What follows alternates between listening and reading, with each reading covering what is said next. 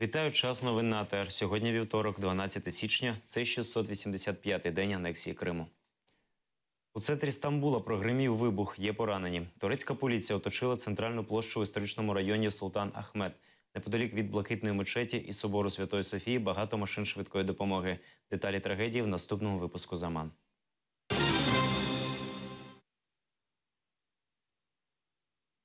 Готель «Зірочка» в Ялті, в якому проживають близько 200 сімей кримських татар, залишився без обігріву. Туди завезли генератор, але підключити його не поспішають. У готелі мерзнуть майже 5000 жителів, половина з них – діти до 16 років.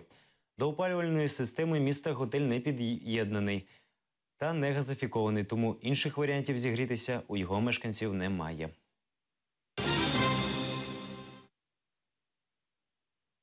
Керуюча компанія пансіонату «Енергетик» в селі Ніколаївка вивезла все майно курортного комплексу. Співробітники пансіонату виходили на пікет, визивали поліцію, щоб перешкодити вивезенню майна. Але в дирекції компанії заявляють, що вони мають на це повне право. Договір оренди пансіонату у компанії «Енергетик» закінчився 24 грудня. Саме цією датою були звільнені всі співробітники курортного комплексу. Адміністрація селища Ніколаївка запропонувала передати курортний комплекс в муніципальну власність, аби зберегти робочі місця у селищі. Пансіонат передали в лютому минулого року Федеральній службі судових приставів. До референдуму об'єкт належав «Укренерго».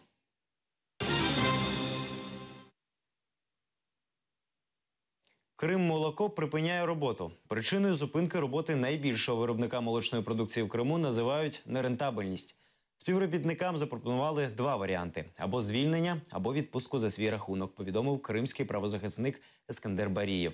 Він нагадав, що раніше також були закриті молочні заводи «Криммолоко» в Євпаторії та Роздольному. Також компанія володіє Сімферопольським, Білогорським і Керченським молочними заводами.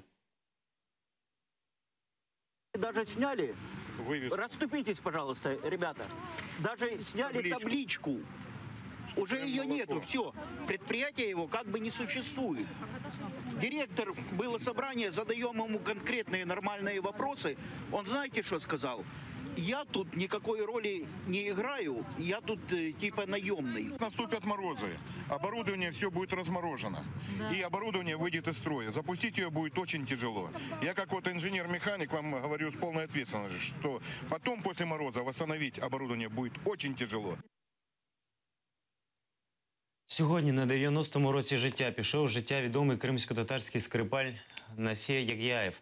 Він був широко відомий своїм музичним талантом, великими знаннями народної пісенної творчості, глибоким розумінням рідної мови. Незважаючи на те, що все життя він виступав як весільний музикант, Нафе Ягяєв був цікавий багатьом професіоналам. До нього часто зверталися за порадою. Про нього знімали фільми і програми, телеканали України, Росії, Туреччини, писали кримсько-татарські газети і журнали.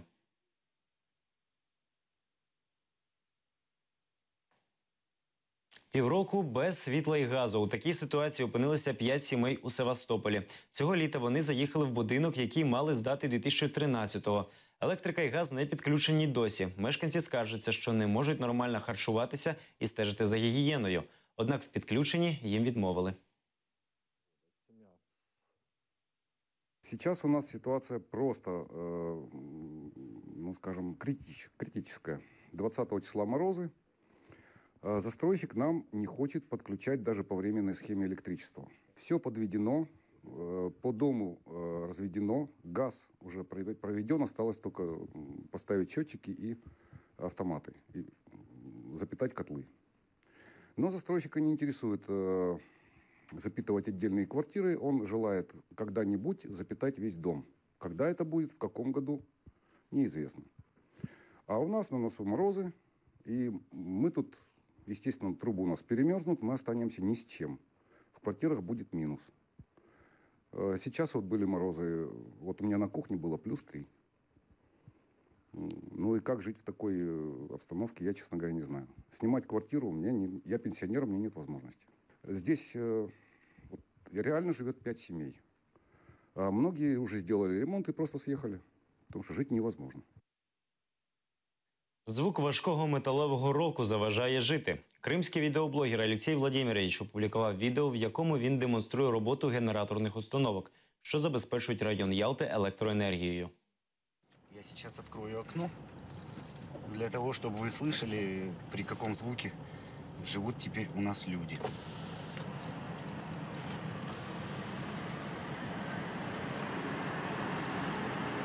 Вот мы уже приближаемся.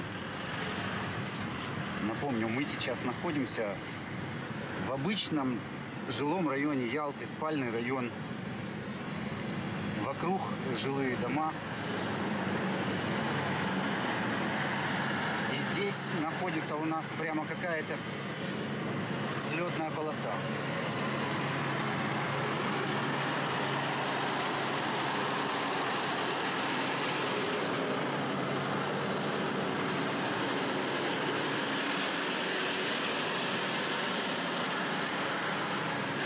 Ставится в непосредственной близости от жилого дома.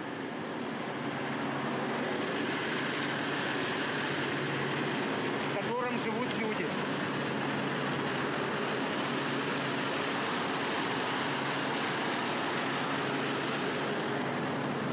И люди, которые здесь живут, вынуждены постоянно это слушать.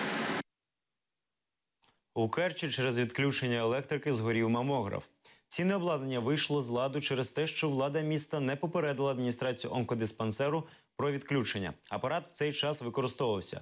Керівництво диспансеру попросило надалі інформувати установу про відключення ліній електропостачання. В Херсонесі без узгодження з ЮНЕСКО замінили плитку на древньому городищі. Як заявив екс-голова російських законодавчих зборів Севастополя Олексій Чалий, покласти сучасне покриття на території музею розпорядився нинішній глава російської адміністрації міста Сергій Міняйла. За словами Чалого, співробітники музею попереджали, що стара плитка – пам'ятка історії та знаходиться під охороною ЮНЕСКО. Але губернатору не подобався колір плитки в древньому городищі, на якому був побудований Херсонецький храм, де за легендою хрестився князь Володимир.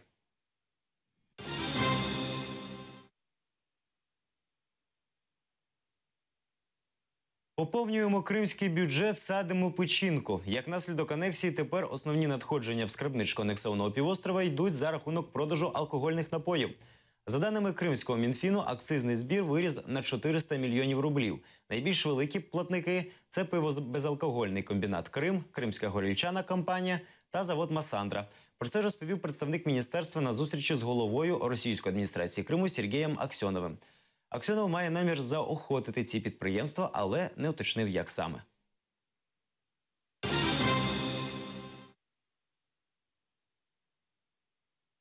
Людина Януковича перелаштувалася на роботу в Кримський футбольний союз. Скандально відомий екс-депутат Верховної Ради України Вадим Колесніченко став генеральним секретарем кримського футболу. Колесніченко був депутатом українського парламенту за списками партії регіонів. Він автор ряду скандальних законопроєктів. Після утечі з України Віктора Януковича Колесніченко разом з сім'єю приїхав до Севастополя. До футболу раніше ніякого відношення не мав.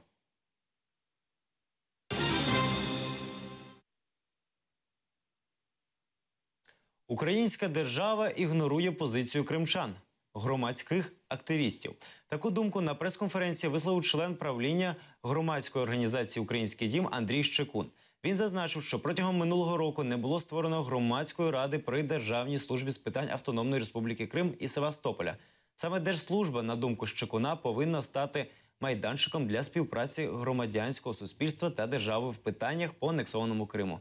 Крім того, Щекун заявив, Україна не дбає про переселення кримських вишів навчальних закладів на материк. Держава не побачила, як були знищені 7 шкіл з української мови навчання, близько 500 класів з української мови навчання в Криму, як зникали культурні проекти, освітні проекти в Криму, як зникли вищі навчальні заклади в Криму. І взамін держава не змогла, Міністерство освіти і науки України, зреалізувати хоча б один із таких аспектів, які пропонували саме громадськість, вже в екзилі. Сьогодні жодного вищого навчального закладу фактично не відновлено на материковій частині України, як це відбулося з Донбасом. Луганськ, Донецьк, вузи фактично якісь свої діяльність відновили вже в Вінниці, в інших регіонах, куточках України.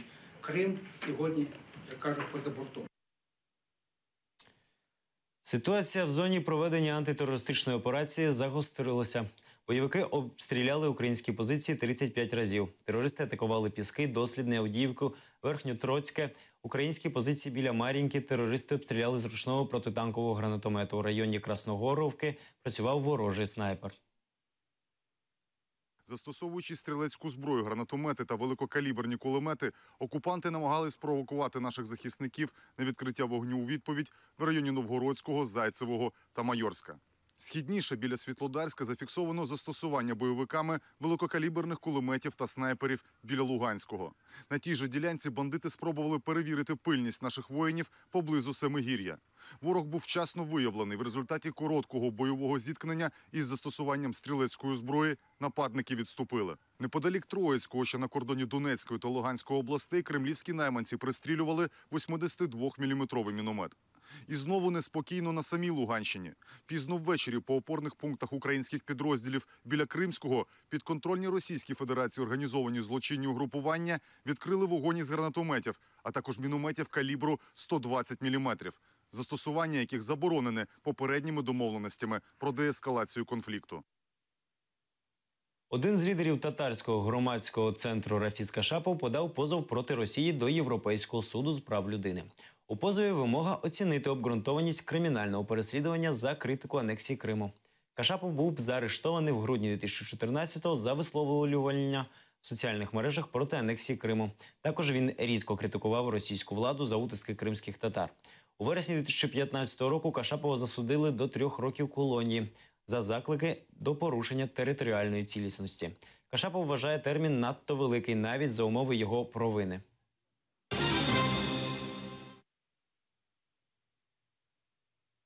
Кримсько-татарська Вікіпедія відзначає сьогодні 8-й день народження. Ініціатор проєкту Олександр Горяїнов. Він не кримський татарин, але кримсько-татарською мовою володіє досить добре. Статті розділу написані латиницею, затвердженою на другому Курултаї кримсько-татарського народу. За першу добу новостворений сегмент Вікіпедії поновився 5 сотнями статей, але згодом темпи розвитку знизилися. За 8 років існування сегмента кримсько-татарською мовою було створено близько 400,5 тисяч статей. Більша частина їх написана з грудня 2012 по травень 2014 року.